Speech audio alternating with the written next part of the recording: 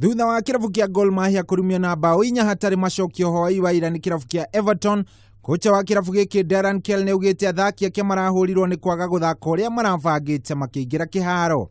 Did we listen to instructions? No. Did we play the way Gor Mahia have played in Kenya and in CAF and in confederations the way I know that they can play? No, but Kell ona gukire uguo arakorirwo akiuga ni mathomete githomo kia goro muno guthaka na njamba icio na mekugeria biũ kweheria mahitia maria mothe marahanikire hwai wa ira niguo kwambĩrĩria ligi ya Kenya Premier League na mayo.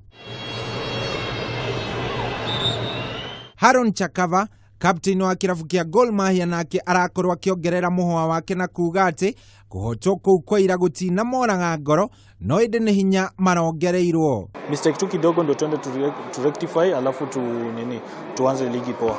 No mwena wa Ronald Karuri murugamiriri munene wa kambuni ya SportPesa iria ningi niyo irarugamirire ngucanio hwai wa ira, thirikari ni irabatara kuigithia makiria hari iharo cia mubira niguo gukuria iheo kuma iri nini. The federation needs to start finding a way of identifying talent very early so that we can have players from the time they're 7-8 years old they are playing. Mashabiki namo makionania kwaga gukua ngoro na thengia wa kuhotwo.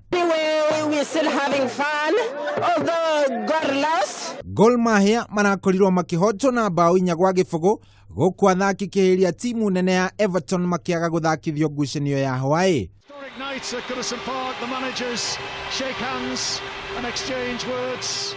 Ngiribotera metha ya mathako ya Kameme TV, ritwa ni Shohi wa Ithefethi.